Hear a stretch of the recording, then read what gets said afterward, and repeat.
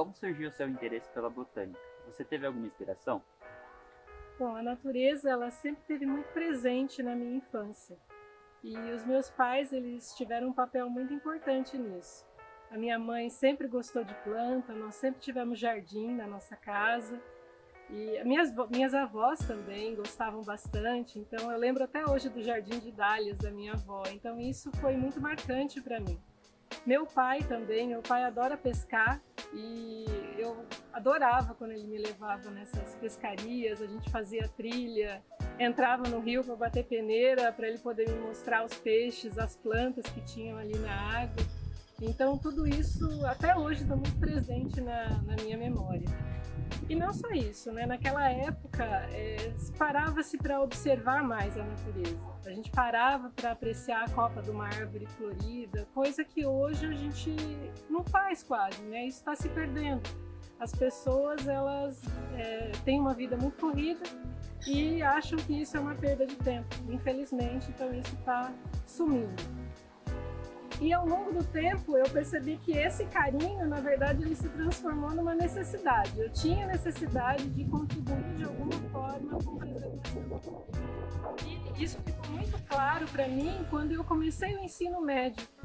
Vamos remeter aí a 1995, que foi quando eu ingressei no ensino médio. E eu presenciei uma ação de desmatamento na minha cidade, cidade de Valinhos. Eu morava pertinho da Serra dos Cocais. E uma empresa de construção começou a desmatar a área para construir um condomínio e eu senti que eu tinha necessidade de fazer alguma coisa. Fiquei pensando, né, o que fazer e o que veio à mente na época foi fazer o seguinte, falar, bom, se eu mostrar quantas plantas a gente estaria perdendo com esse desmatamento, será que as pessoas não começariam a pensar na importância de manter essa área? Então foi daí que eu fiz o meu primeiro levantamento, né? Eu não sabia nem muito bem o que era isso, não sabia nada de método, de amostragem, nada disso. Mas eu pensei, bom, se eu delimitar uma área e calcular quantas plantas, quantas espécies tem ali, eu poderia extrapolar isso para a montanha como um todo, né? Sabendo a área da montanha. E foi o que eu fiz. Montei ali uma pseudo-parcela bem tortinha na época, que eu não sabia como medir isso, né? Foi só com uma trena e mais nada. E comecei a contar quantas espécies tinham, quantos indivíduos tinham de cada espécie. Obviamente que a identificação naquela época era saber o que era musgo, o que era pteridófita, angiosperma, dentro das angiospermas o que era monocotiledone e dicotiledone. E foi bem bacana porque na época eu acabei publicando isso no jornalzinho da cidade, um jornalzinho de ecologia, que na verdade eu era editora, eu fazia parte do grupo ecológico. E não só isso, eu fiz também uma denúncia para o órgão responsável de meio ambiente na cidade e eles acabaram embargando a obra, não por conta desse levantamento, mas porque era uma área de preservação permanente, afinal de contas uma encosta de montanha, e você sai disso com aquela sensação de dever cumprido, que deu tudo certo. Né? Então isso foi muito marcante para mim e a partir desse momento eu tinha certeza de que eu tinha que fazer um curso de biologia. Qual o seu trabalho dentro da botânica? Bom, eu comecei a minha graduação na Unesp de Rio Claro em 1998, e logo no primeiro dia de aula, naquela apresentação dos cursos para os alunos ingressantes, a coordenadora de curso de biologia, a professora Dora, ela sentou do meu lado e começou a conversar comigo. E naquele momento ela perguntou se eu já sabia que área que eu gostava dentro da biologia e eu falei para ela que eu gostava muito de botânica e que eu queria ser uma taxonomista. Daí ela olhou para mim e falou, mas você sabe o que um taxonomista faz? Eu olhei para ela e falei, bom, o taxonomista ele consegue reconhecer as espécies, ele consegue identificar e é isso que eu quero para mim.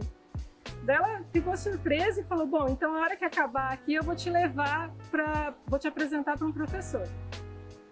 E assim que acabou a gente foi para o departamento de botânica, ela me apresentou para o professor Marco Antônio de Assis, o Marquinho, que foi quem me orientou os 4 anos da minha graduação.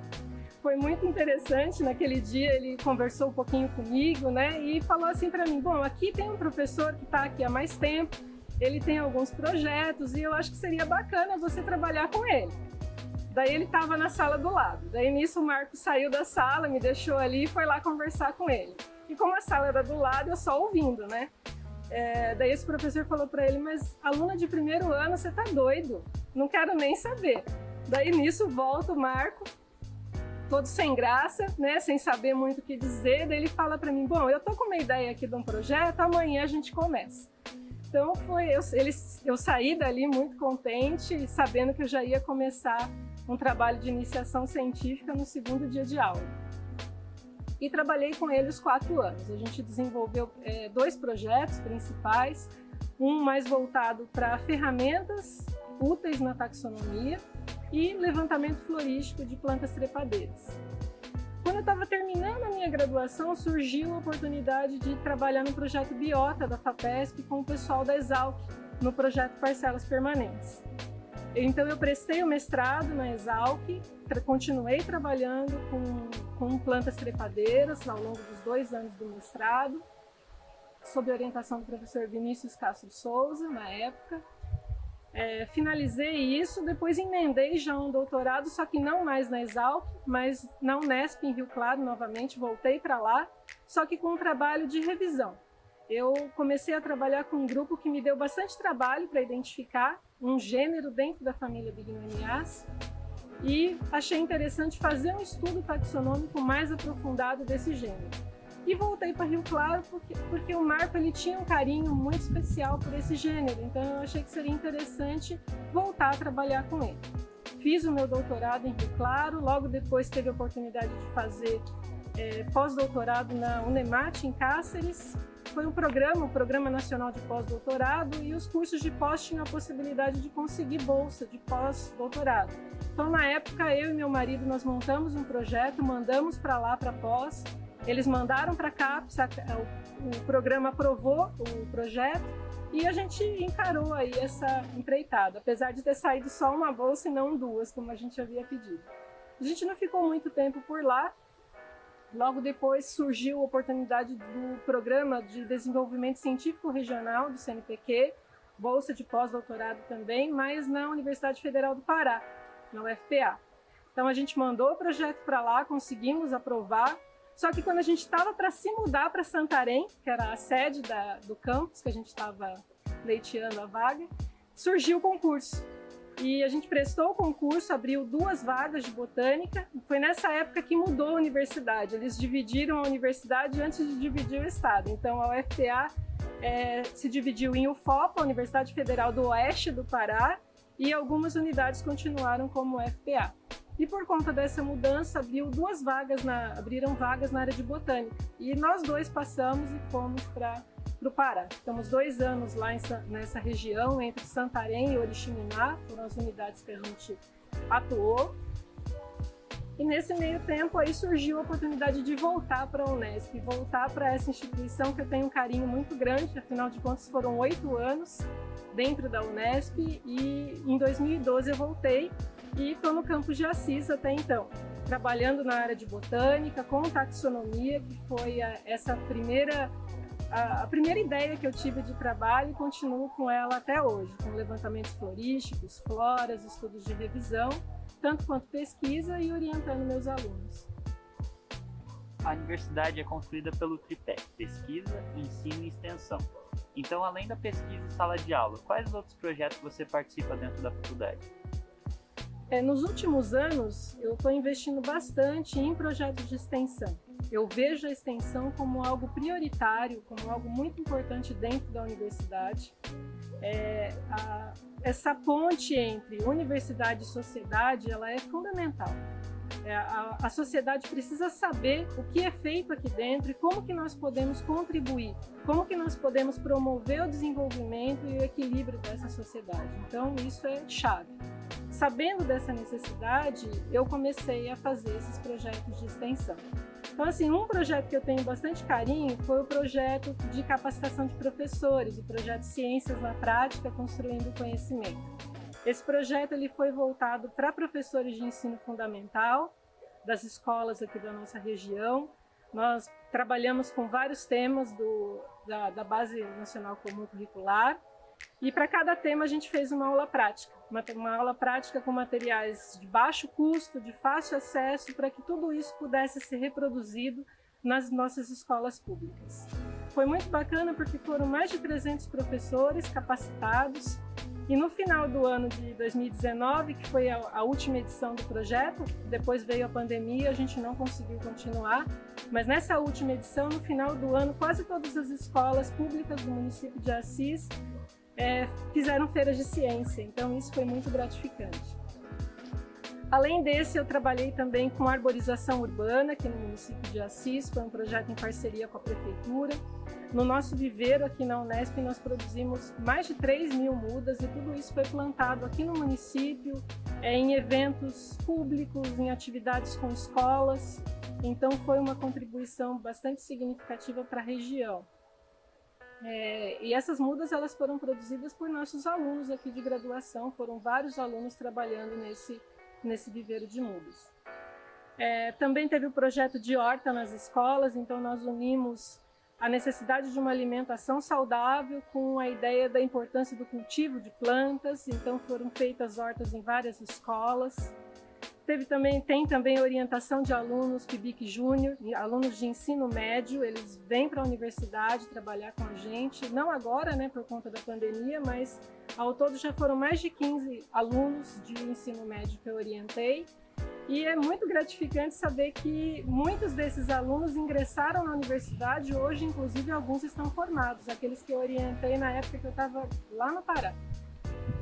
E não podia deixar de citar esse projeto, que é o projeto Bicho Folha, um projeto voltado para divulgação científica, e vejo isso com bons olhos. É um projeto que é muito gratificante saber que a gente consegue passar a ciência para a sociedade de uma forma clara, de uma forma bem simples, né? E isso chegar até as pessoas.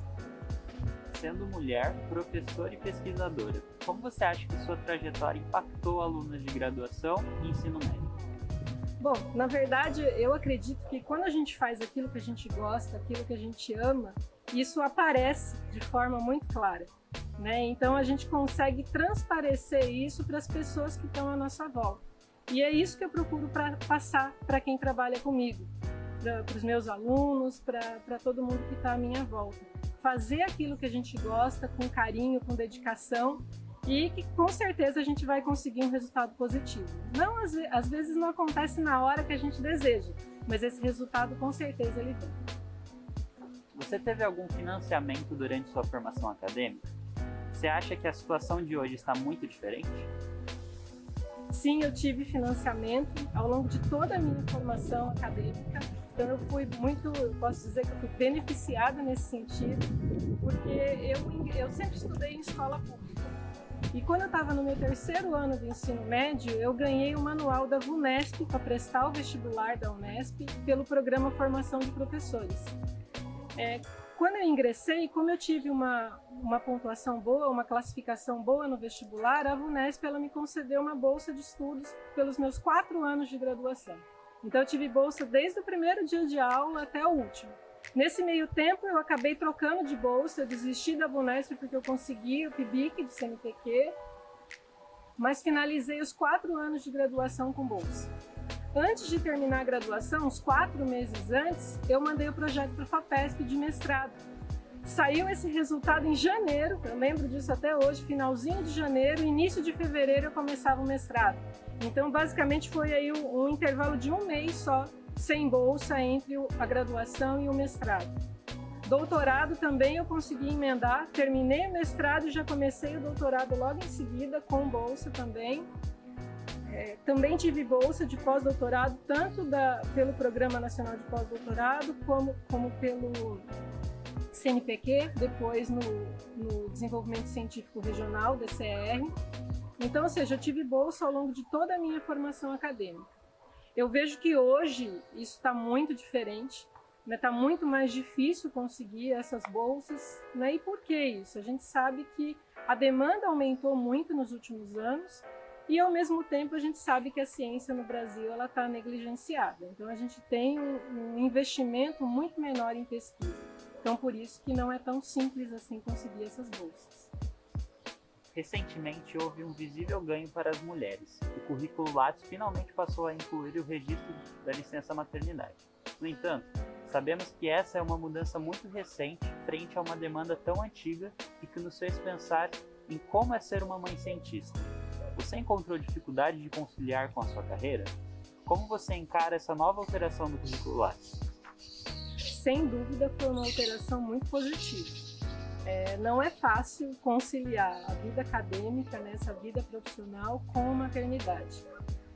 Todo mundo sabe que para desenvolver um projeto de pesquisa, isso demanda muito tempo, a maternidade também. Então, assim, não é possível manter o mesmo ritmo de atuação quando se é mãe, especialmente no início. A gente sabe que nos anos iniciais de desenvolvimento de uma criança, nesse momento que é formada a personalidade, e o papel da mãe é fundamental nisso.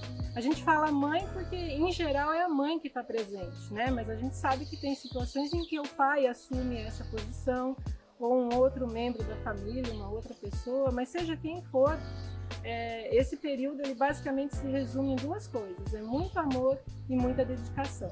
Então, e o que significa um pé no freio para o resto, Então, essas atividades científicas elas ficam com uma velocidade muito menor e às vezes não é possível mesmo publicar no período, e isso fica registrado no nosso Lattes como uma lacuna, um período sem atividade, sem publicação, e isso sempre foi encarado como algo negativo. Ninguém pensava que, por que a mulher não publicou nesse período? Não era citado isso de forma alguma. E isso era encarado como algo negativo na hora de conseguir um auxílio. Você teve um intervalo sem publicação, você não publica com periodicidade. Então isso era um peso negativo na hora de conseguir um auxílio. Então eu espero que com essa mudança, essa visão ela se modifique ao longo do tempo e não seja algo negativo. Porque realmente é uma necessidade, é um fato isso, e eu confesso que eu tenho essa lacuna e com muito orgulho, não me arrependo disso. Qual a sua visão atual sobre divulgação científica no Brasil e o que você acha que pode ser feito para melhorar a popularização científica? Bom, a gente sabe que nesses últimos anos a divulgação científica ela foi praticamente nula. Quando eu estava na minha graduação, mesmo na pós-graduação, não se ouvia falar em extensão, do modo geral. As atividades da universidade, elas basicamente se resumiam à pesquisa. Achava-se que o que deveria ser feito dentro da universidade era a pesquisa. E hoje a gente está pagando um alto preço por conta disso. Então, assim, tem muita coisa a ser feita. A gente percebe que as universidades elas estão começando a destacar essa importância, abrindo editais nesse sentido, só que ainda tem muito a ser feito. Acho que o primeiro passo é saber que a extensão ela é fundamental dentro da universidade. A partir do momento que isso for tido como verdade, o estabelecimento de parcerias entre os colegas da mesma instituição, entre instituições parceiras e o reconhecimento da própria instituição, esse incentivo. Só assim a gente vai conseguir, de fato, atingir esse público de uma forma muito mais rápida. Porque senão as atividades elas isoladas, elas têm um valor positivo, só que o processo é muito demorado, é muito devagar. Então, tendo esse apoio institucional, isso acaba atingindo a sociedade de uma forma mais rápida, mais efetiva. Quantas mulheres cientistas você poderia me citar exatamente agora? E quantas delas são brasileiras? O quadro Mulheres da Ciência existe para dar visibilidade para a ciência nacional feita por mulheres. Sabemos das diferenças que existem entre as oportunidades de gênero e estamos aqui para incentivar que exista mais meninas e mulheres na carreira científica. E quanto a você, continue aqui para conhecer e apoiar o trabalho dessas brilhantes mulheres.